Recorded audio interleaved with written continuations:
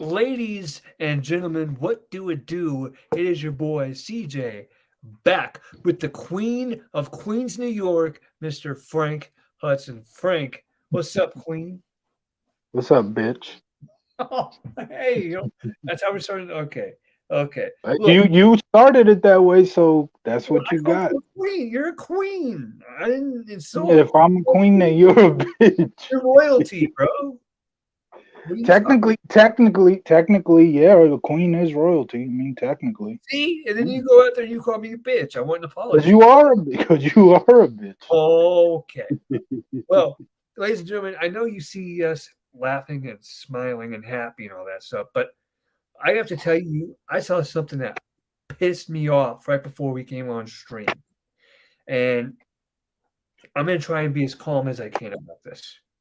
This is nothing that, anybody did. Well, somebody did do something that pissed me off, but it's not Frank's fault. It's not a family thing. It's not a friend's thing. I saw a video on Facebook of it was from this parent, and this parent had a recording of their neighbor punching their non-verbal child. So this parent had a clip of a neighbor punching their kid. This child is non-verbal and autistic. Okay, and this neighbor punched this kid in the back until the kid walked away because this kid was looking at the neighbor's scooter. Wow, that's terrible. As you can see, it greatly affects me because for those of you who don't know, I have special needs. And I'm going to tell you right here, right now, if I have a child, I'm not having any kids. I've already made that choice. I'm not having any kids. Don't worry, there's no more CJs running around this world. But, um, Frank, I know what you're thinking. Thank God. Shut the fuck up. But,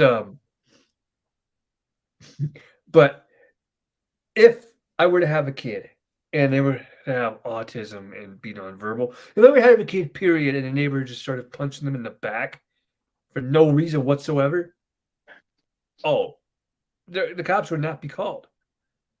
You know what? I wouldn't even hit that person. You want to hit something I love? Hey, that's cool. That's cool. You can hit what you. I mean, that's not cool. No, I don't mean it like that. But you want to hit you want to hit something I love? Guess what? It's going to come back on you. I'm going to hit something you love. You know that scooter that you didn't want my kid to look at? Guess what? Mr. Louisville Slugger's going to meet that little sucker. Yeah. You want to mess with me and mine? I'm going to mess with you and yours. See who really wins. Go Pete Alonso on that scooter. Yeah, exactly. Pete Alonso, whatever the fuck You that guy. don't. Need... But Yeah. Speaking of that. oh, here we go. I actually saw a clip, which it was I don't watch AEW, you know that, but I saw a clip because it was a Jeff Jarrett clip from I guess the latest pay per view they did, Okay. and so Sting was in this, and I think Sting used the bat or something. Yes, I think Sting. No, actually, it was Jarrett. Jarrett used the guitar and swung it, and Taz, being the Met fan that he is, shout out Taz, no doubt, fellow Met fan, said Jeff Jarrett looking like Pete Alonso out here swinging that guitar, and then screw the former Braves minor league announcer going, "Who's that?" Tony Schiavone, screw you. I don't mean that personally, of course, but yeah, for saying that, who? Yeah, screw you. Go away. To be fair, I don't know who Pete Alonso is either. So that's maybe not an insult. It's just No, that's an insult because, like I said, he is a former Braves announcer. He knows baseball, and of course, the Braves and Mets are division rivals. what's So, the of key course, word in that phrase? What's the key word in that phrase, Frank?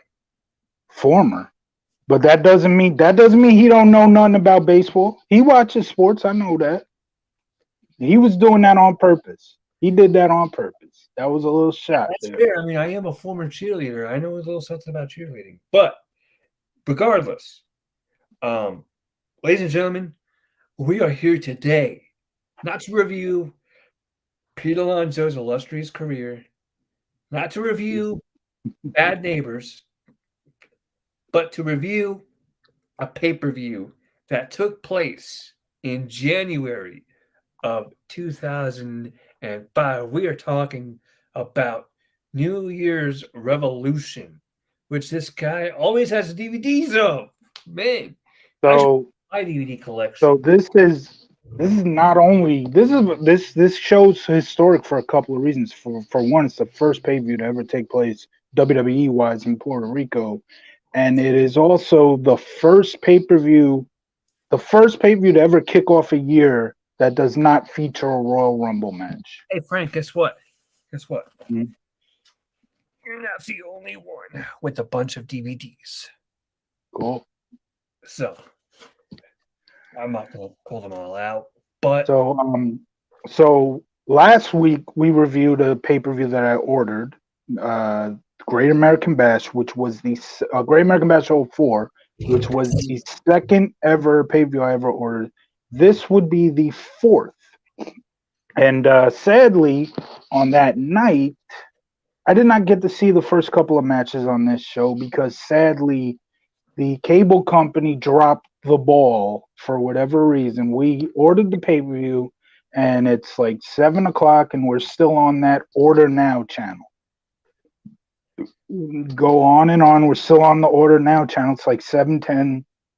Gets to about what? Probably 7:30, and the cable finally cuts into the show, and Trish Stratus is standing over Lita with the women's title in her hand. So that was the second match of the night. So I missed the first two matches of the night here. I didn't get to see him until buying what you just saw, the DVD. I got the DVD in 2011. So I did not see the show in full, even though I ordered it on pay-per-view until 2011. Another thing I want to actually talk about from last week's show, but somebody had to be a little, we got to get this done, rushing me type shit.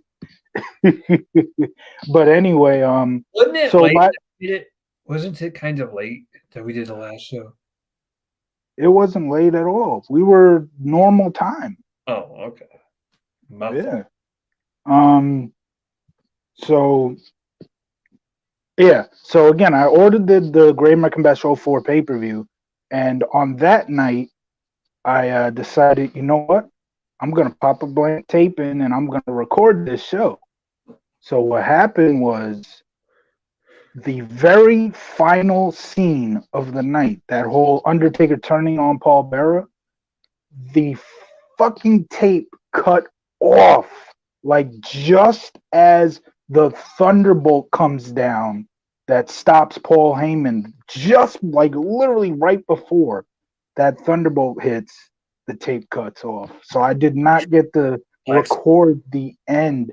So from like 2004, anytime I rewatched that tape, all the way until I finally got the DVD, which once again was 2011, I was only able to rewatch that show up until before the Thunderbolt hits. But thankfully, thank God for DVDs, even though it took me way too long to get that show on DVD. I haven't really ordered pay-per-views that often. I've only done it a select few times. I remember I ordered WrestleMania 25. I ordered No Way Out 2009. Was that the one where Big Show returned? Or was that 08? That was 08. I don't know. That was 08. That was 08. Okay. I remember because I ordered that one. I remember watching at home and the Big Show getting dicked by Floyd Mayweather. That was 08. That was 08, definitely, because that was their WrestleMania. Oh no. Sad breaking news here. Don West, remember him?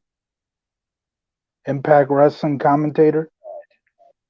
He just passed away at the age of 59. Damn. Yeah. What? Yep. A friend just tagged me in it. Don West has passed away at the age of 59. Bullshit. Aaron That's Rift, of, Aaron Rift of No DQ just posted it. that's cap. I don't think it is.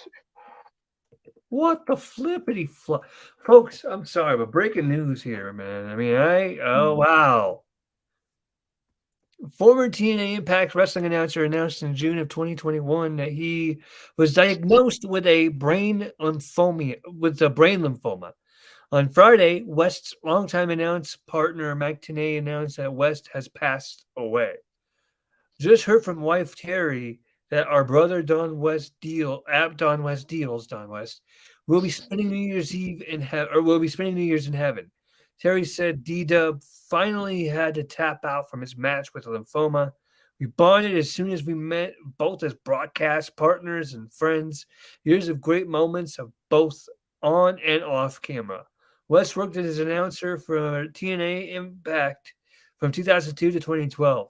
West's last tweet was in May of 2022 when he thanked the fans for sending support and donations to help his battle. He was 59. Damn. You know what's crazy? I was literally just watching like not all of it, like a little bit of like Victory Road 2009 on YouTube. Because shout out Impact, they always put their pay-per-views on YouTube. Some of the old ones, and I was actually laughing at Don West because Don West was pretty funny during the opening match, which had the beautiful people. You know, he was talking as if like, you know, today me and Velvet Scott did this, me and Velvet Scott did that, and like it was funny, man. And I love the way he talked. Like he would always talk just like this. Like, oh my god, I yeah, can't believe he just did that. Oh my god. You know, like he was good, man. the Impact Championship, ladies and gentlemen, and tonight it's going to be all or nothing. Like, you know, like what I mean? Like it was his style of commentary was unique and it was different and it was fun. You know, He was or when he did the shop DNA stuff, the promos for the shop DNA. I mean, yeah, yeah, that's what I was about to say. He was one of the best. right. Hey, while you're Yeah. getting this, go ahead and get this. It's a $7.99, but while you're getting this, get this. It's $18.99. It's on sale. Oh my god, you gotta get it now. Like, come on. I'm sorry, Frank. I don't mean to interrupt you. My fault.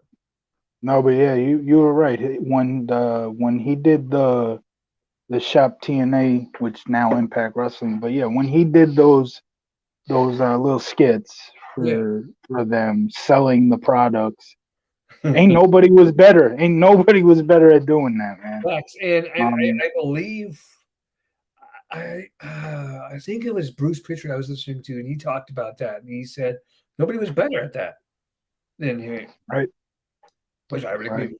So, hey, rest in peace, Don West, man. Our thoughts and our prayers go out to him and go out to his family at this time. What a way to start off the show with some bad news. But yo, Yeah. here we are. Let's talk about New Year's Revolution 2005. It took place on January 9th, 2005 in San Juan, Puerto Rico at the Coliseo de Puerto Rico. 15,000 people were in attendance. I mean, 15,000 people. Let me try that again. 15,764 people were in attendance and a buy rate of 270,000. There we go. All right, now, so they kick off the show. I love the way they kicked off the show here.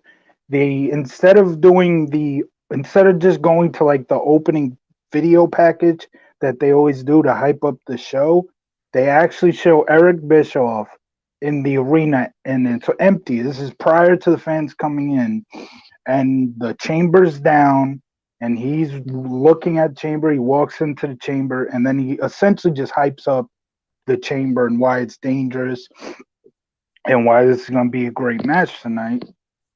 And just a great way to open the show. That was unique. I've never seen a pay-per-view open like that. But they did ultimately right after that go to the regular hyping the video package to hype up the show. But this was cool. Eric Bischoff in the chamber, hyping that match up. Great way to open the show. Yeah. The chamber was always a fun addition to the pay-per-views. Yes, and this was as we will get into it, but this was one of my favorite chamber matches. Mhm. Now I'm gonna say this: when I first rewatched this show back in 2011, man, I thought it was one of the worst shows I ever seen outside of that chamber, and it felt like a two match show. But the undercard isn't great, but there are a few matches that It's a few were pretty. hidden gems. Yeah. Yeah, they were better than I remember. And we kicked the show off with one of them. Tag titles: William Regal and Eugene defending against Christian and Tyson Tomko. The fans in Puerto Rico were behind Eugene, man, and this made this match really good. William Regal and Eugene were such an entertaining tag team. I mean, They that were. was great stuff. Regal, look, man, for all the shit that guy gets, he is one of the best of all time. I don't care what nobody says. He is I absolutely fantastic. His comedic timing is awesome. From a comedic standpoint, he's good. Yeah. I don't know what you mean by some of the hate he gets because He most people. People are like he doesn't deserve a lot of his I stuff. would I would disagree in terms of one of the greatest of all time, but yeah, he was entertaining at times, no doubt about it. He was hilarious. Especially here with Eugene, no doubt about that too. And I love this team. I love. Hey, here's something. I love the Eugene character. I Me love. too. Hi, Yeah. hi, everybody. My name is Eugene. I He mean, goes out there. He goes out there and steals everybody's moves, hitting stunners and rock bottoms. Yeah, yeah, the Hogan too. Yeah, that Eugene character was phenomenal, man. glad that they And put him. like I said, the fans in Puerto Rico were behind him, man. And sadly, as we are going to see as a bit of a theme here in the early minutes of this show, Eugene actually hurts. He gets injured, and luckily the match. They already had the fans by the point Eugene got hurt. Right. So but yeah, I don't know if the match was going to go any longer at this point, but of course the fact that Eugene gets hurt, they sort of do shades of Austin when he broke his neck against Owen, where Eugene just rolls up Tomko and gets the win. But yeah, solid match. It's a shame Eugene got hurt, and also William Regal actually busted his nose open too. Well, there we go. It was a very brutal match from that standpoint. But Yep. the physicality be damned. I mean, I just thought that was an interesting team. And Yeah, actually, no doubt. I don't know if you ever saw WrestleMania 21, but there was a Oh segment. yeah, of course. Okay. There was a segment with Eugene and somebody else on this card. Do you remember who it was? That would be Muhammad Hassan. We'll talk about Muhammad Hassan as we get to him. Yes, no doubt. But hey, you forgot to mention the dark match, the heat match, which was, I guess it was just a match. Hurricane did La Resistance, which was Rob Conway and Sylvain Grenier. Well, it's not even on the DVD here, but I never really bring up the Heat match, honestly. We're not reviewing Heat, we're reviewing the pay-per-view. I know, but you got to get all the results out, bud. We're giving our thoughts. We're giving our thoughts on the pay-per-views. Everybody can look up the results. They know what happened. We're giving our thoughts on the pay-per-view, Okay. not Heat. Oh yeah, the next match was Trish Stratus. Hold on, wait. Bud. After that, remember, I'm doing this here. I got the whole thing written down here. You gotta wait. We're going matches and segments here, not just the matches. Next, we see, and this was a theme on the night too, the poolside segments. We see Chrissy Hemme poolside looking amazing. Mm-hmm. And then we see Christian and Tomko backstage. They had just exited after they exited the arena after their loss, and now they're backstage, and they run into Edge, and Edge is like, "Do you want to be world champ?" Well, I got a plan. And, well, first he says, "I got a plan," and Christian's like, get away! I don't like you, motherfucker. Get out of here. He's like, well, do you want to be world champ? And then then it's like, oh, okay, well, let's see what he's got in mind here, and then they walk away. And now we got Lita versus Trish Stratus, and Linda. It's Lita. what? You said Linda. I did not say Linda. Run the You tape. heard Linda, but I did not say Linda. Go I watch it. said Lita. You want to try that? You want to do this run the tape thing back again? Because you're 0-1 in that category. I'm just letting you know. Hey, look at this dude over here talking shit. I'm pretty confident you said Linda. I did not say Linda. I said Lita. Pretty sure you said Linda. But it may have sounded like Linda, but I said Lita. I know for a fact.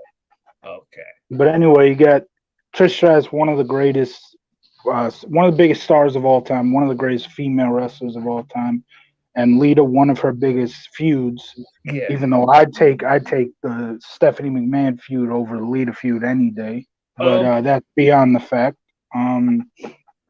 But sadly, Gross. Well, yeah, you're Frank's boy. Of course, you're going to be on Team Frank, Mike. What? Mike Gross. Oh, hold on a minute. Hold on. I got my thing on banners, not comments. Hold on. I want to see what Mike said. Hey, what's up, Mike? You said I heard Lita hashtag Team Frank.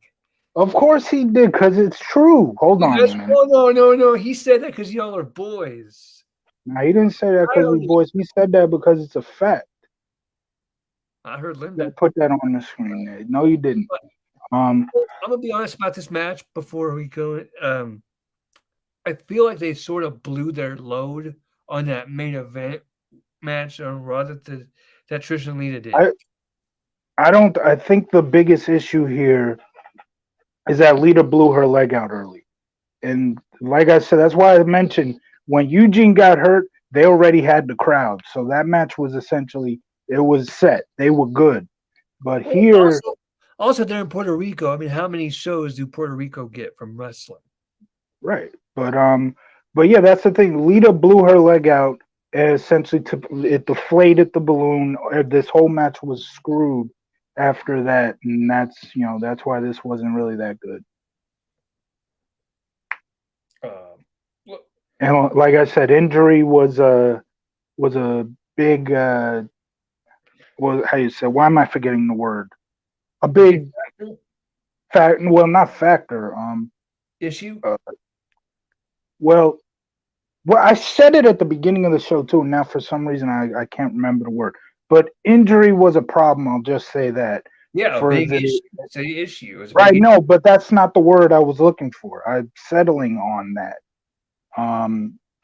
Yeah, the first match you got Eugene blowing his leg out, and then Regal's got a book. What was the word you used? Problem? That's not the word I was looking for. No, okay. I said now I really want to run the tape back because I want to remember what the hell I said. This time it's not my fault, but yeah. But yeah, like I was saying, injury was an issue here for the first two matches.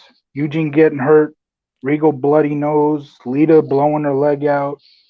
So if I was Maven and Shelton Benjamin, I'd be shaking my boots right now because they're the next match. Although before that, we see Chris Jericho getting ready for the chamber match, just getting himself all hyped up. Mm-hmm. Back to the pool. We see Maria poolside. This was a good little just a couple shots of Divas at the pool, which was a good little, and it fit too because Puerto Rico, you got the beach. It's always warm in Puerto Rico, right? So that fit. It's warm weather. Yeah. And now we go back to Edge and Christian as Edge is backstage with in Bischoff's office, and Edge and Bischoff kicks it off saying, "Why do you want out of a match where you're getting a shot at the world title? This makes no sense." And Edge himself says, "It's not that I don't want a title shot. It's that Shawn Michaels is the referee, and he's going to do whatever he can to screw me over." Smart. So here's my idea. You put Christian in my spot. When I say my idea, I mean Edge, of course. This is what Edge was saying. Right. He says, you put Christian in my spot, and then whoever wins the match tonight gets to face me I get a shot at the title against them the next night on Raw. Folks, don't worry. I did not accept this. I did not go in the chamber. Do not worry. You're not the Christian we're talking about here, but okay. Wow. Freaking disrespectful like that. You are not the Christian we are looking for. You know what I mean? Sorry. I said we're not the Christian we're talking about here. You were not the Christian we are talking about here. Yeah. Well, because you're not.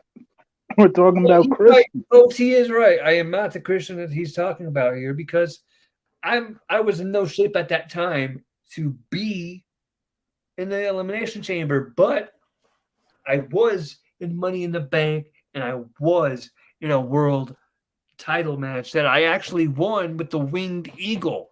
I have prizes that prove that. Hold up. This guy's drunk, thinking he's actually.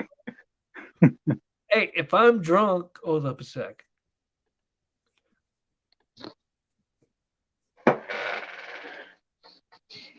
If I'm drunk, go ahead and explain this, bud. See that? Look at that. Hold up. Look at that right here. I don't see nothing. Money in the Bank and the World Championship. I won those two. I don't see anything yet. I'm just seeing our logo. Okay, there it goes. I did not compete. Yeah, but I do have success with the belt and the Money in the Bank briefcase. So it's Money in the Bank. Money in the Bank. You paid for the belt. You got from your best friend for free. Stop the cap, because that's cap. What you're saying right now, Frank. But anyway, so I was even in WCW. You see that? Look at that. I got the book. I have that book too. That doesn't mean I'm in WCW. Well, no, you couldn't hack it in WCW, bro. It was a big boy. That's where the big boys played. You weren't a big boy. You weren't in WCW either. But anyway, moving on from that. So Edge is again trying to get out of this match because he feels that Shawn Michaels is going to screw him over. But Eric Bischoff says, we promoted the match already. All the fans are here and they want to see it. So I'm not changing the match. It's not going to happen. Edge storms out. He's all pissed off and he runs into Shawn Michaels, where Shawn Michaels says, don't worry, man. I'm going to call it right down the middle. Ain't nothing wrong with that. As long as nobody provokes me. And that's setting up for later in the night. Next, Intercontinental title, Shelton Benjamin against Maven. And I can see exactly how this went before the match began. Somebody walked up to these two and said, you know what? Let's kill the little run we got here with these injuries. You guys are going to go out. Benjamin's going to beat Maven right away. And then let's just get you the hell out of there before anybody gets hurt. So, because I was reading the results, and there was one match that was like 8 minutes, and then there was another one that was 6 seconds. So yeah, I'm going to get to that. Hold on, Maven. The crowd is booing Maven as the match starts. Maven hops out of the ring and cuts a promo on the fans for like 3 minutes. Mm-hmm. And once he finally gets back in the ring, Benjamin rolls him up immediately. Maven gets the mic. Benjamin, of course, has left the ring because he's won. So he leaves the ring, and as he's walking away, Maven gets the mic and says, you know, get your ass back in this ring. We're going to have this rematch right now. Benjamin does his signature move on Maven, pins him 1, 2, 3. Not really much of a match. You know, Maven was the first winner of Tough Enough, but I don't know. Nothing against him. Not really a big fan, though. You know, I actually disagree with you. I think Maven should have had more success in the company than he did. I think he's underrated, to be quite honest with you. I think he's better as a babyface, but even then, I wouldn't say he was like a great babyface. But he was better as a babyface. His heel run in 2005 wasn't really that great. I'm a huge Maven fan. somewhere in my in my nephew's guest room, in the little toy box, I have a Maven action figure in there. So Yeah, I think we've gone over this before. You and I are probably like the only two people with Maven action figures. yeah, Mine is a funny story as to why I got that Maven action figure. So in 2005, same year, 2005, in April of 2005, my sister had her first child, and me and my grandfather had a bet on what day. It was a $10 bet, nothing serious, but we had a $10 bet on what day the kid would be born. Which I say, kid, he's now freaking 18 years old. That's how long ago this was. But we had a $10 bet on the exact day that the kid would be born. I said a certain date. My grandfather said a certain date. We got to like the night of his day, and then I think my date was after or something like that. And just as I'm going to sleep, my grandfather's like, "Be sure to have those $10 the next night, when you wake up, because it's gonna happen." And then like I wake up the next day, and I believe this would be my day. I wake up and find out, oh, here's your $10. Well, the kid ended up getting born on my day, and I used those $10 to buy a Maven action figure. nice. Yeah. I used to spend every Saturday with my uncle Ronnie, and we would go do fun things. Like we would go to the movies, we would go to the mall, we would go to a restaurant called the Country Buffet. I don't know if you guys have those out there in New York. Yes, yes, Yeah. yes. Well, I don't think we have a Country Buffet here in Colorado anymore, but Oh, probably not anymore. I guess we probably don't have one either. But I do remember we at least once a long time ago we did. well, so I would do that kind of stuff, and at our mall that we would hang out at a lot. Sorry, I'm trying to get my new setup there. There we go. Um, we would we would oftentimes go to a store in the mall called KB Toys. Oh yes, that's where I bought some of my figures too. Yeah, Honestly, yeah. that's where I bought a lot of my figures, and I remember that mall is no longer in existence. That mall got torn down, unfortunately. But that was like the first mall that I can really remember. That mall had a movie theater inside of it, had the KB toys, had a water fountain going. It had a big old Disney store, huge Disney store, and it had like the best food court like that you could have. It had like pretzels, it had like McDonald's, and now my favorite mall to go to, I guess, would be the Flatirons Mall. Not as cool as the Westminster Mall, but at the Flatirons Mall, they also have a good food court. They have a Disney store there too, not quite as big, but they have all kinds of stuff. They have stores like they have stores outside of the mall as well. So like you have like stores surrounding the mall. They have a theater too, but their movie theater is not in the mall. It's just like right across from it. But yeah, Okay. I'm boring. So so were you a KB Toys kid or a Toys R Us kid? I was both, to be quite honest with you. I Yeah. got stuff from both. I like both. Uh, See, I'm lucky enough as a New Yorker to have the Toys R. Well, back then, I don't go to Toys R Us anymore. If even if it was still around, but back then we had the Toys R Us in the city where they like had a whole damn wrestling section right. in the city. Yeah, and that was lit, man. I used to always go there. Used to always get most of my They had figures like a from there. wrestling version of Toys R Us in the city. What? You said they had a wrestling. They had a wrestling Toys R Us, like a wrestling version of Toys No, R no, Us.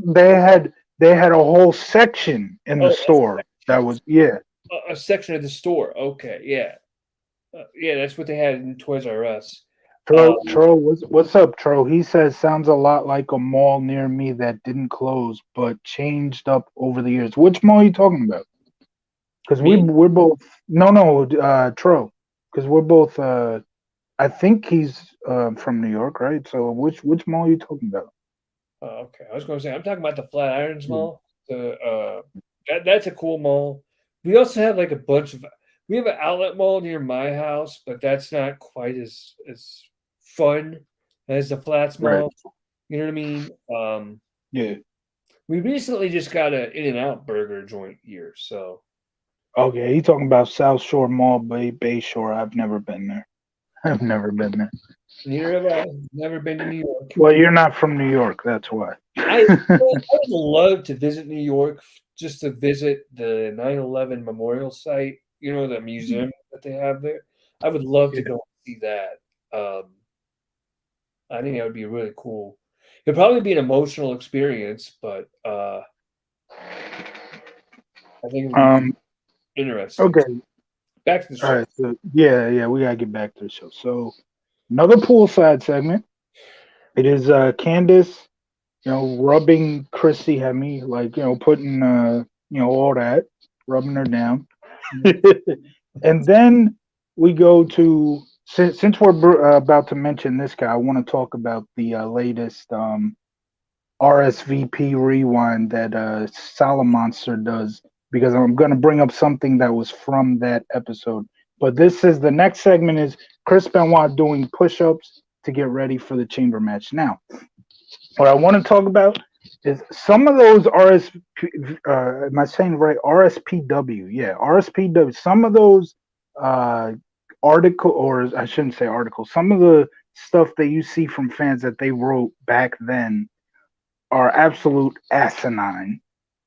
This post, however, is one of the best posts, and it couldn't be any more true. And I know most people are gonna hate on it, but it's true. Goldberg, this is what it was called. Goldberg is a better pro wrestler than Chris Benoit. And it's 100% true because you're going to react to that or you're just going to sit there. I'm listening before I react. Go ahead. Please explain. All right. Well, I'm there listening. is Please is the explain. explain. I'm going to explain. I'm going to explain. The reason why being a pro wrestler, well, most people on the internet think being a pro wrestler means you're some great technical wrestler and you put on a 5-star match every freaking week. You do your nice little submission holds. Oh my gosh, this is wrestling. He's got him in a submission hold. This is wrestling. This is wrestling.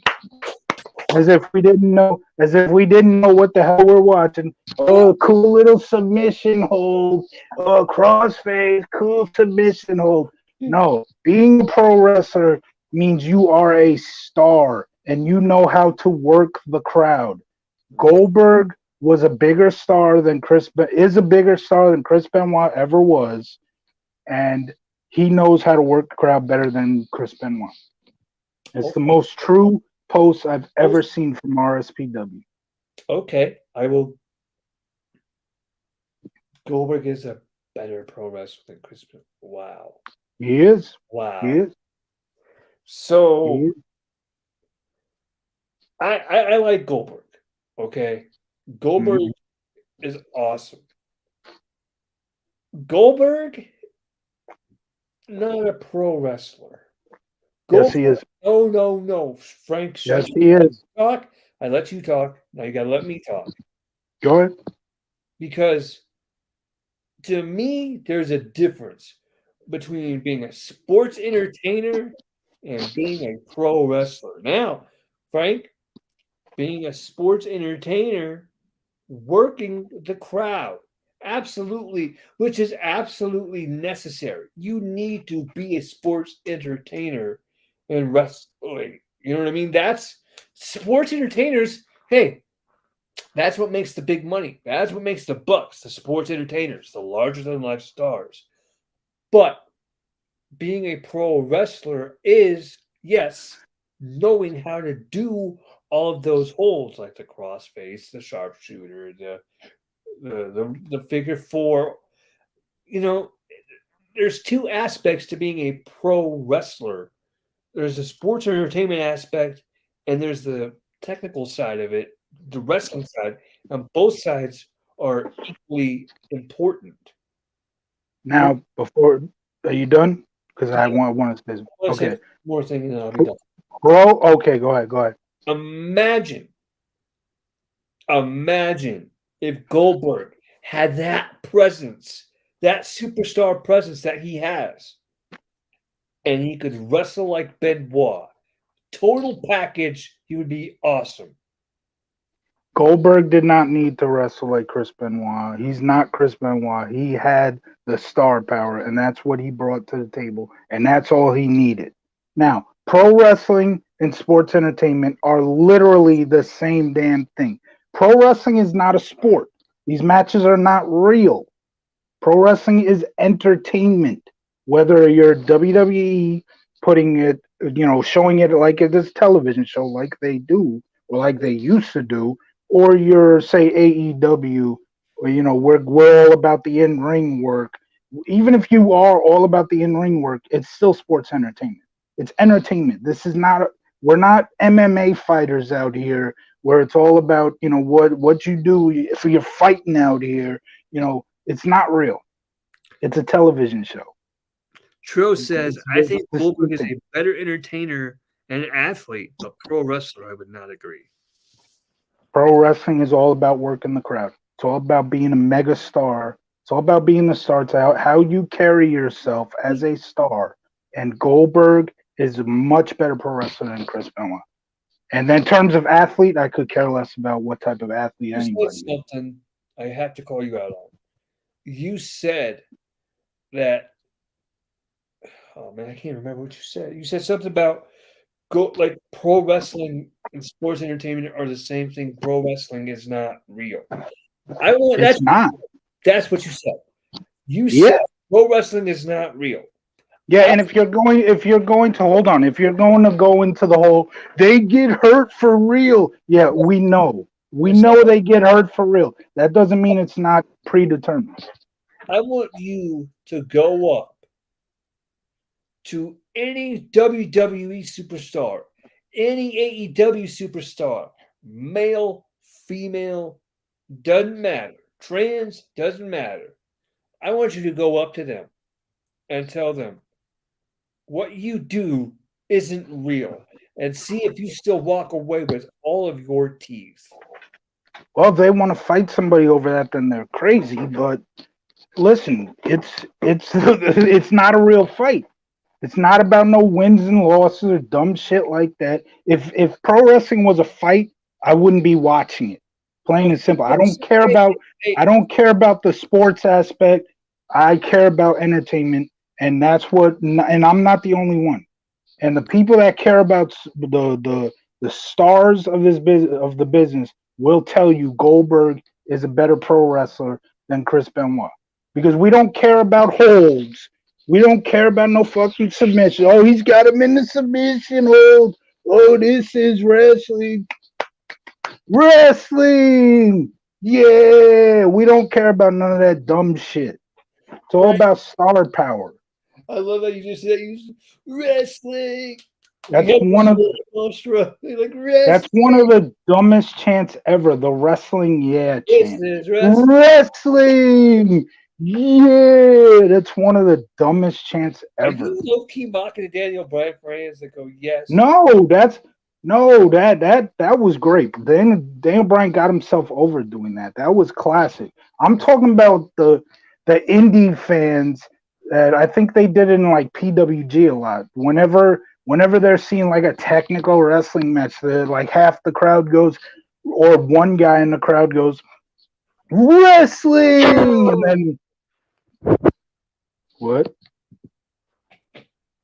What? I didn't No, see. I thought. No, I think because you moved it, there was some loud noise. I don't even But see yeah, it. anyway. So one guy yells wrestling, and then the whole rest of the crowd goes, "Yeah!" One of the dumbest chants I've ever heard. let's get back. Although this is awesome and this is wrestling right up there with them as some of the dumbest chants ever, but whatever. Let's get back to the show. All right, so next up, Muhammad Hassan interview. He is asked about by Todd Grisham interviews Muhammad Hassan. They asked him about the beatdown on Jerry Lawler and JR the week before, and it was on the prior Raw, and he said, well, because they had just shown the clip too. They replayed the clip before interviewing him, and then Tro says if they said this is pro wrestling, it would be at least more accurate, but wouldn't sound as nice. This is so you're saying the chant, this is pro wrestling. No, that's not it's not about accuracy. It's a dumb robotic chant. If you add pro to it, it's still dumb and robotic.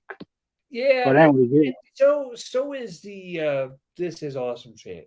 Yeah, and that's what I'm saying. I said those were two of the worst chants ever, along with the wrestling chant. Yeah, I was gonna say, how often do you go to a football game or watch a football game, and the crowd chants, "This is awesome"? Football and pro wrestling are two different things. This is awesome. Yeah. Right, football and pro wrestling are two different things, but I still agree with you. You'll never hear a chant like that in football. Or UFC, okay, UFC, MMA. UFC and pro wrestling are two different things too.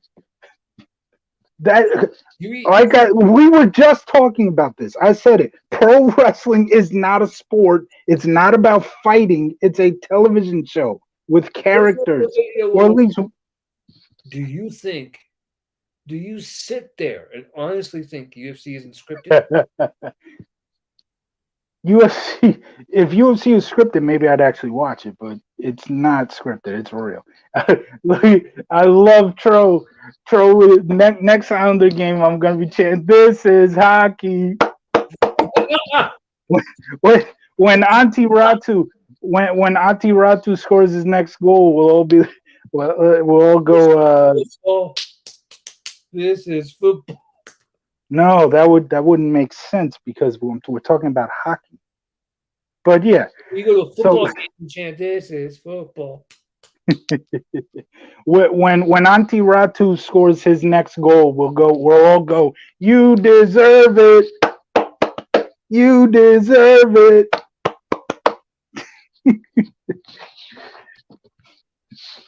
Sorry, I thought I had a text. My fault. You got a text? I apologize for moving so much, ladies and gentlemen. I'm trying to make sure you guys can see the background there. Wait. You say you got a text? Just say yes. Just say yes. You got a text? Yes.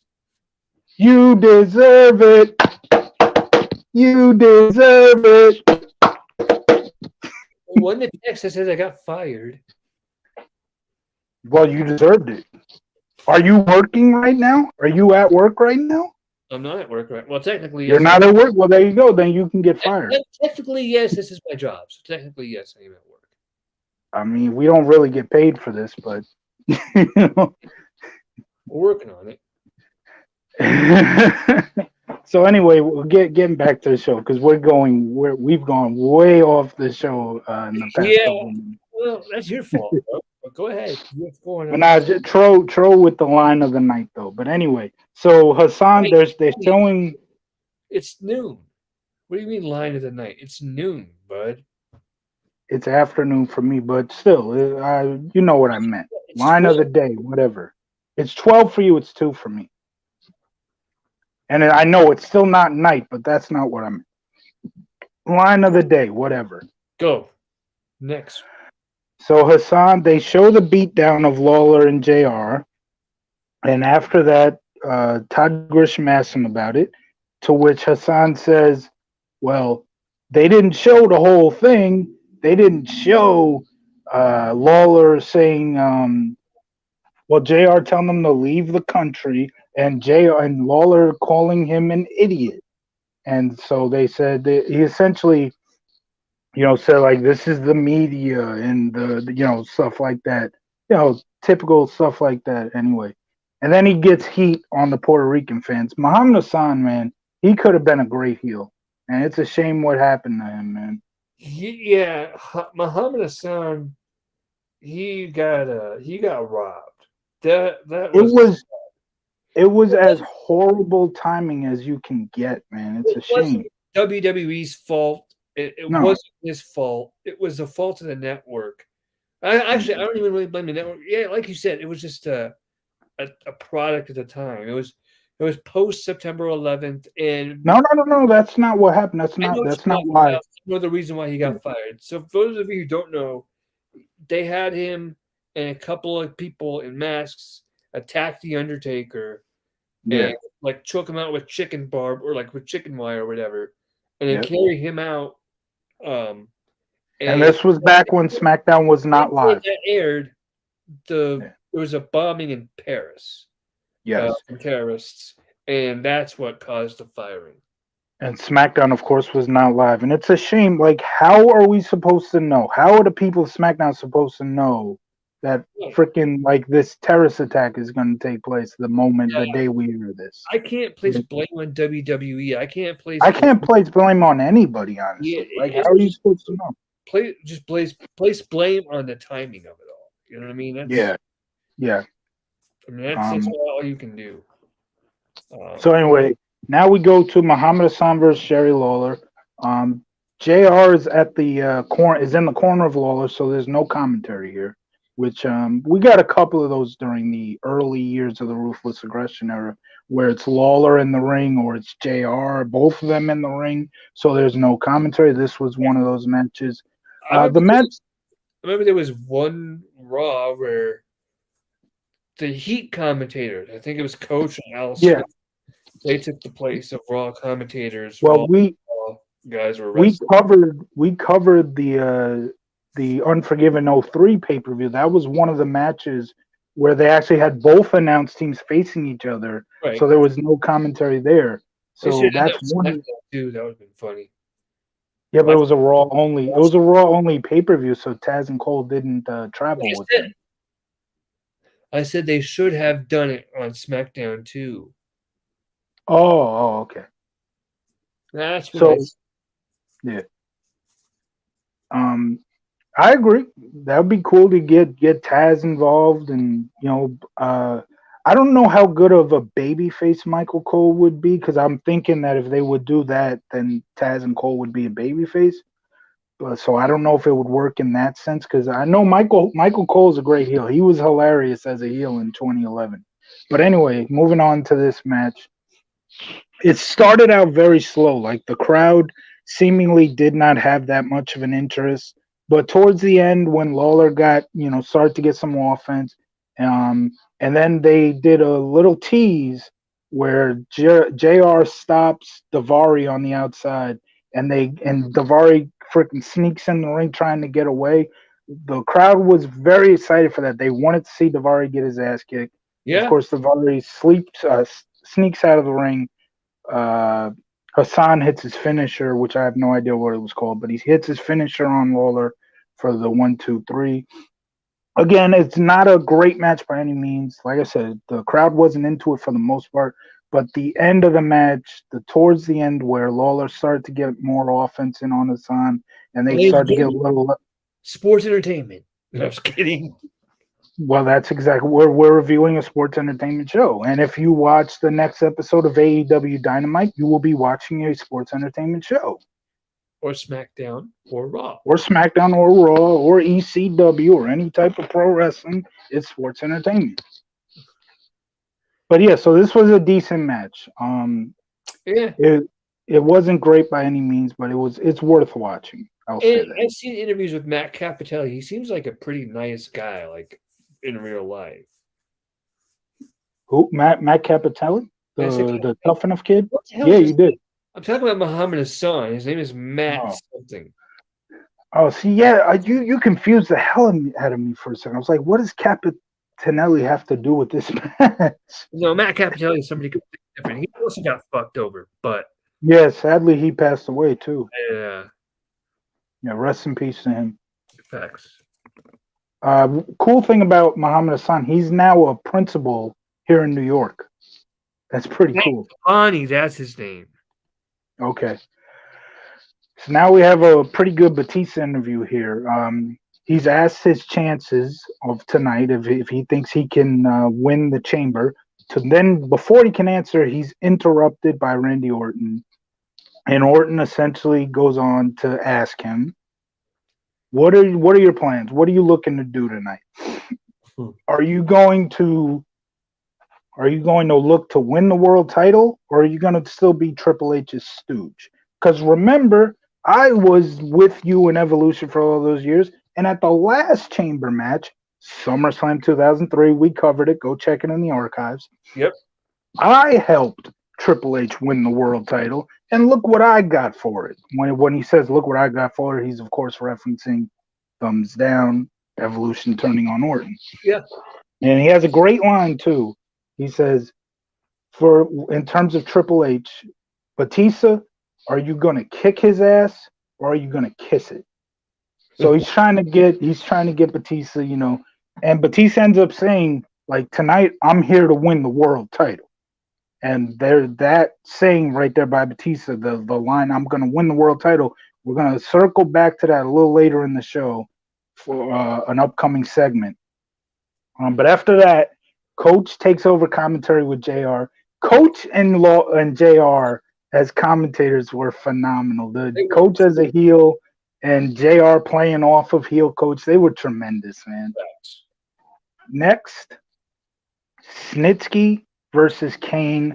This feud was great. I loved it. Yes, I agree. I still remember watching the Raw. I watched it the night after it happened. The Raw where was it I think Snitsky kind of grabbed Kane and like they both flew off the stage. I remember that was crazy. Yeah. I remember the segment. I don't remember which Raw it was, but there was a segment where they were brawling and Snitsky got the upper hand, knocked Kane down, and put the chair around Kane's throat, and he jumped up top to top and crushed it. And Kane's the funny thing about that is, even though Kane's the babyface here, and we're trying to get but WWE is trying to get some sympathy on Kane. Literally, only a couple months before that, Kane did the same shit back when he was a heel to Shawn Michaels. I remember so that. inadvertently, it's like you got what you deserve. You're trying to get the sympathy, but it's like you kind of got what you deserve because you did that to Shawn Michaels. Yeah. Tro says Snitsky punting the baby was amazing. Yes, it was.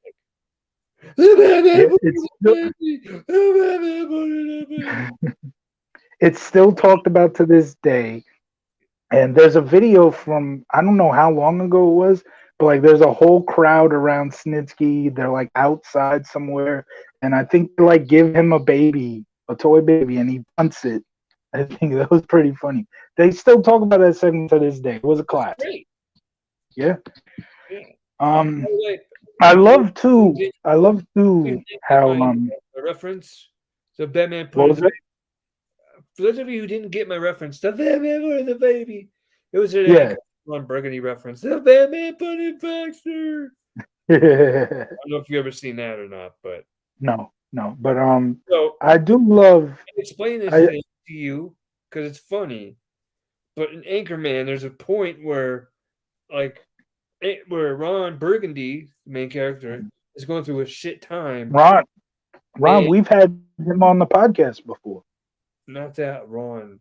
Yeah, this guy was a newscaster, and he was going through a rough time, and he was driving his car, and he threw a burrito out the window, and it hit this biker who was played by Jack Black, and the biker took Ron's dog, which was a small little like yapper pup, and he kicked the dog.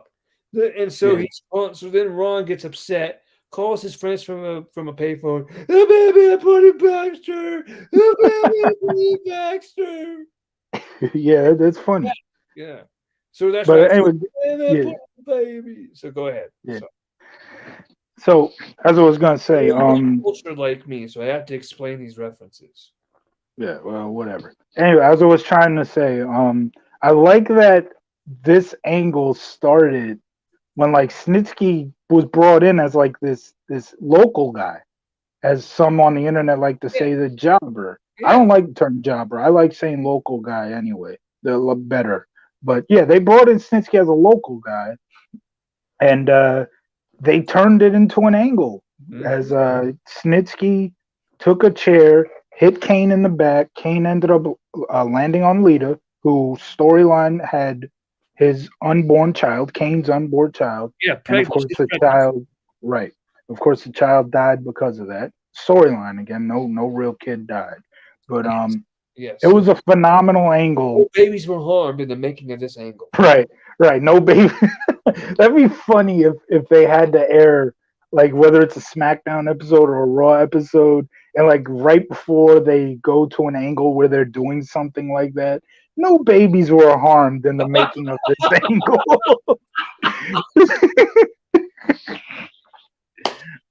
I guess that'd be hilarious.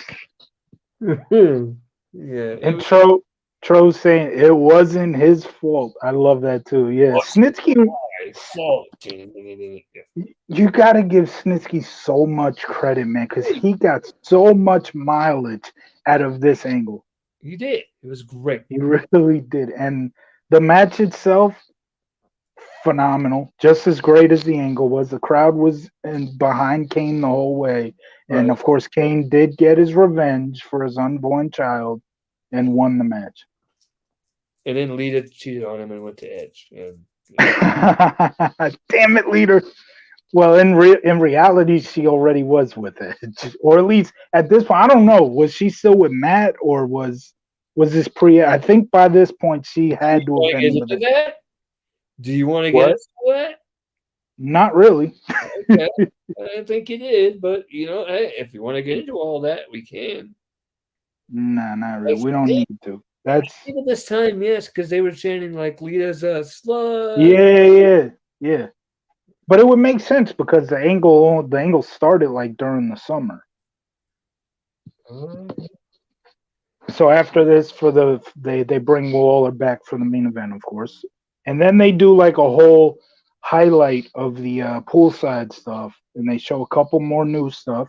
They show so like Simon Dean is walking by in the poolside, and then this big overweight guy just walks by. Simon Dean looks at him, pushes him into the pool. right? Yep. And then we have I believe it was Stacy, Maria. It was pretty much all the divas that were a part of this. These whole poolside segments. And then he pushed They him. all got together. No. They all got together and had a chicken fight. Oh, I remember Yeah. that. I Yeah. remember the chicken fight. Yeah, like her It was was like involved. yeah. It was like Stacy Keebler, Maria, Candice Michelle, and then Christy. And the men were uh, Val Venus, Yeah, Hurricane Rosie, and I cannot remember who the fourth guy was. But yeah, that was a cool little segment there. yeah, it was. It was. And then now we go back to the Batista segment because I did say he made the proclamation.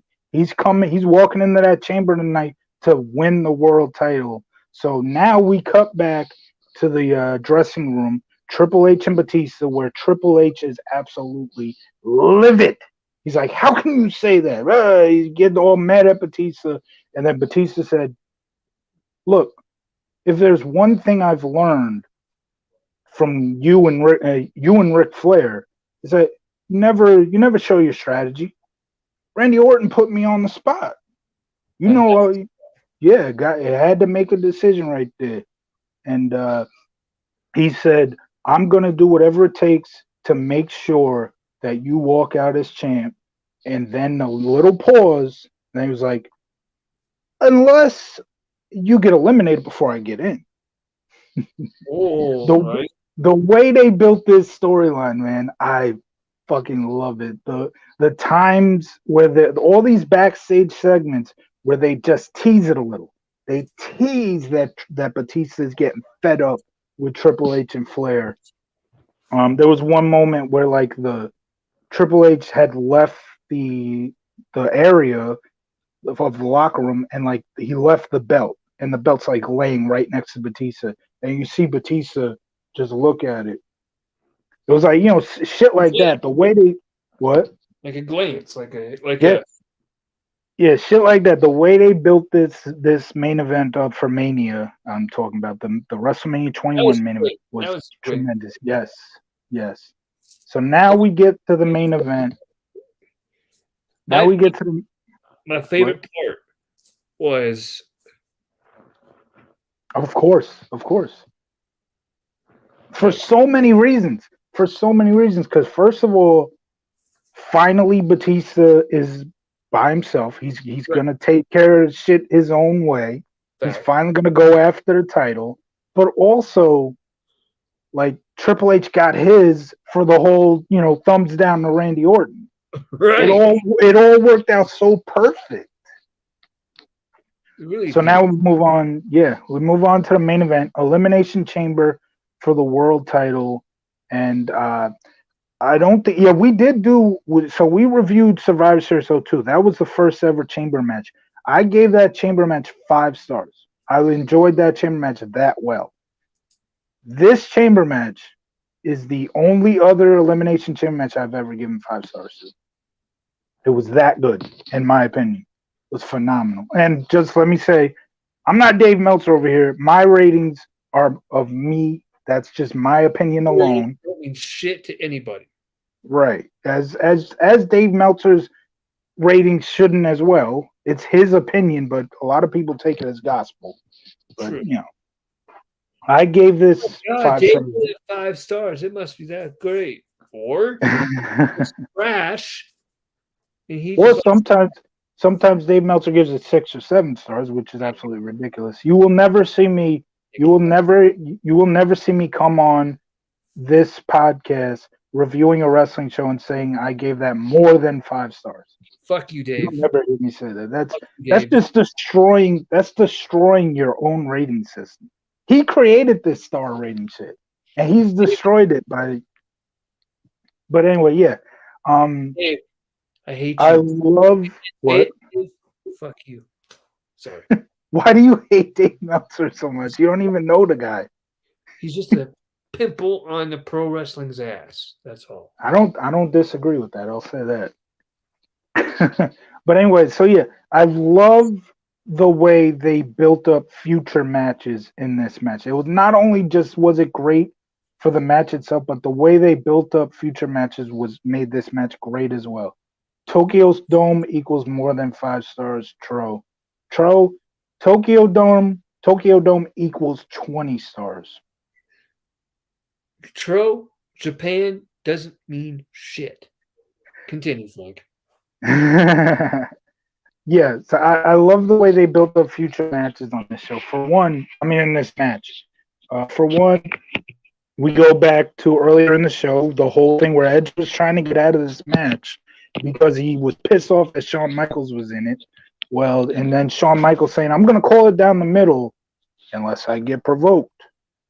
Well, midway through the match, Edge actually provokes Shawn Michaels. Shawn Michaels, sweet chin music. Edge ends up getting pinned, and that's building up to Edge versus Shawn Michaels at the Royal Rumble. Now, they also build up Triple H versus Batista at Mania here, where Randy Orton hits an RKO on Batista. This is another perfect way they built up this WrestleMania match. Randy Orton hits the RKO on Batista. Triple H is in the corner down. Orton goes for the pin. Triple H in the corner like this. Knee buckles. He goes down just as the 3 count is going. Batista is gone. The next night on Raw was perfect when they have Randy Orton question it. Like, so Triple H, did your knee really give out? Did your knee really buckle there?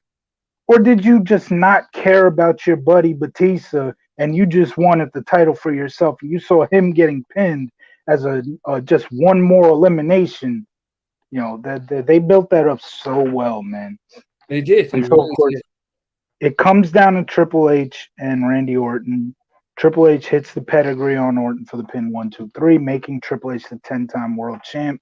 And like I said, 5 stars. This was phenomenal. It was fantastic. Yeah. I would agree. This show. Do you have any? Well, hang on. Do you have any closing thoughts about the show before I give my rating? Well, 2 great matches. A fairly weak undercard, even though you got that tag match. And like I said, Lawler and Hassan was decent. It had good build up, and the match was, it was okay. But otherwise, the undercard was weak here. And yeah, in terms of shows where I've given a match 5 stars, this is probably the weakest show where that actually has, in my opinion, a 5-star match on it.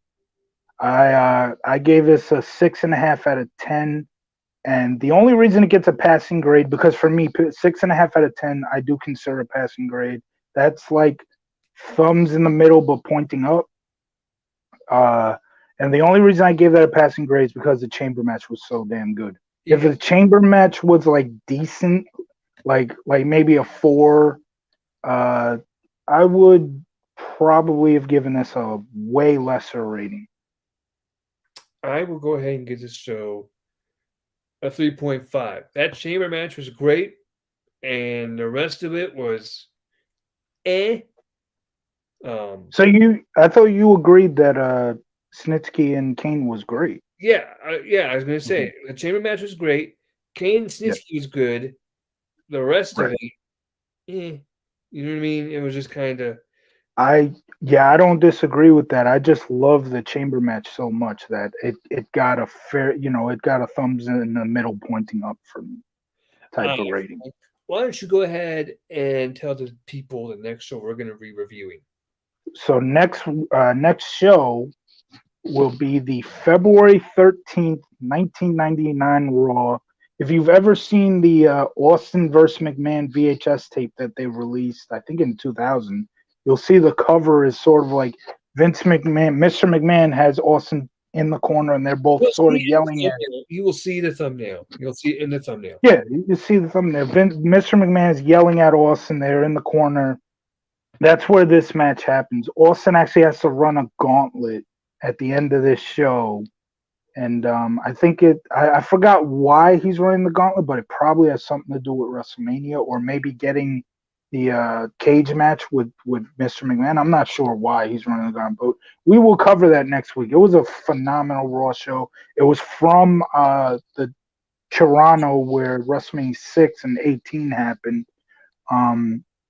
And yeah, I love those big arenas.